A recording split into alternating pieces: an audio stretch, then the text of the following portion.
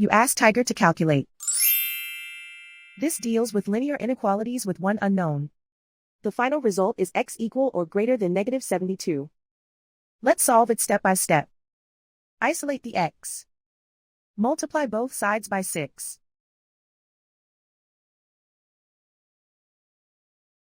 Group like terms.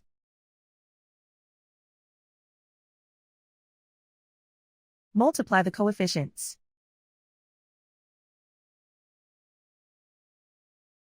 Simplify the fraction.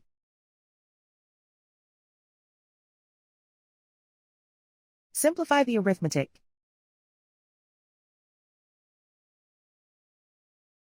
Plot the solution on a coordinate grid.